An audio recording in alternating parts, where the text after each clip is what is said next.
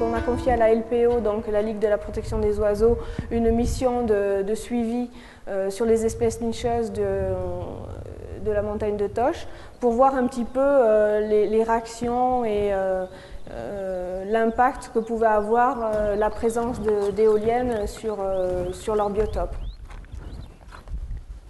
Par rapport aux migrateurs, ce qui a été démontré dans l'Aude, c'est que voilà, il y avait 90% des migrateurs qui évitaient les éoliennes bien en amont, soit en les contournant, soit en les survolant, en prenant de l'altitude avant les éoliennes. Donc ça, c'est quelque chose qu'on connaît maintenant, en sachant que dans l'Aude, on a quand même un couloir de migration européen très important. Donc pour nous, c'est une des priorités, quoi, la migration. Le site du Toche sur Tuchan est quand même en marge des couloirs de migration principaux. Donc c'est pas, sur ce site-là, c'était pas un enjeu primordial pour nous. C'est un pipitrousseline, donc un oiseau de milieu ouvert. Donc ça, c'est une espèce assez patrimoniale. Elle est inscrite à l'annexe 1 de la directive oiseaux. Donc c'est en fait une liste d'espèces qu'on estime prioritaires en Europe, donc qu'il faut conserver à tout prix. Donc là, sur le site du Toche, il y a de l'ordre de 3 à 4 couples de pipitrousselines. Donc ce qui nous intéresse aussi, c'est de voir leur comportement, une espèce qui parade en vol. Bon là, ils chantent posés, mais bon, c'est relativement rare. C'est une espèce qui parade en vol, qui chante en vol. Et ce qu'on veut, c'est une des priorités, c'est une des espèces prioritaires par rapport à l'impact de l'éolien sur ces populations.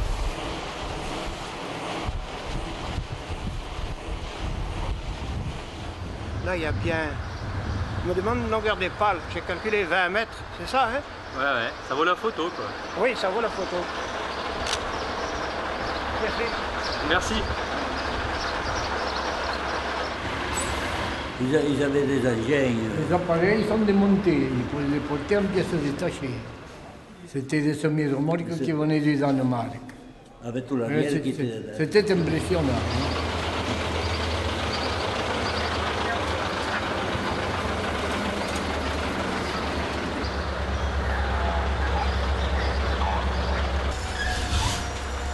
C'était assez impressionnant, oui, vu la longueur des tubes qu'ils allaient mettre en place.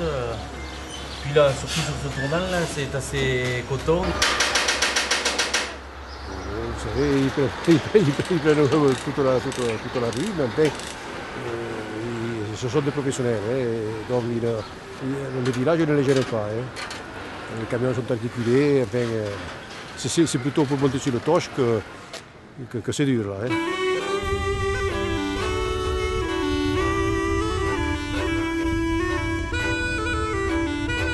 Nous sommes ici implantés sur le meilleur gisement éolien de France, qui nous a permis de développer un parc de taille humaine qui comprend, comme vous le voyez, 15 machines de 600 kW de puissance, ce qui va nous permettre de produire dans l'environnement direct de Tuchan quelques 36 millions de kWh par an. C'est vraiment une quantité d'énergie renouvelable exceptionnelle. Hein.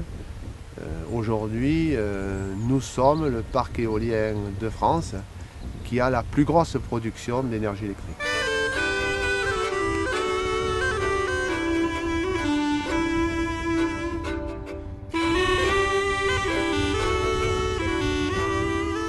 Aujourd'hui, le matériel installé à Tuchan et du matériel qui trouve son économie.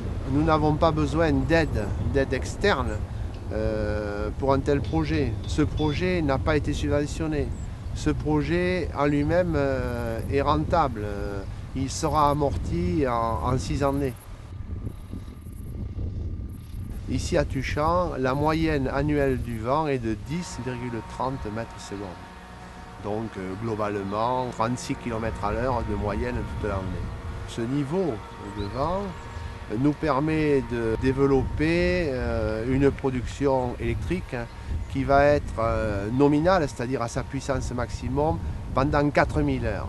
Les gisements éoliens français ont des puissances nominales de l'ordre qui ont une assiette de 2500-3000 heures. Nous sommes sur le site le plus productif de France.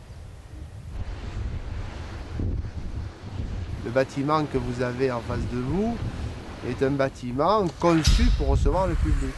Au-delà des problèmes d'hygiène et autres, tous les moyens de sécurité existent. Oui, tu peux le dire où on est là? On est au poste de contrôle. D'ici, on peut contrôler toutes les machines, surveiller les machines, redémarrer les machines. Donc, vous avez le système d'exploitation MITA technique, qui est le système qui est livré avec les machines Nornex et qui nous sert à nous à savoir en temps et en heure les productions de chaque machine, savoir toute la vie de la machine.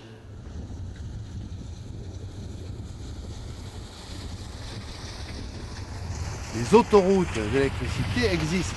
Elles sont exploitées au niveau européen parce qu'on appelle le RTE, le réseau de transport européen.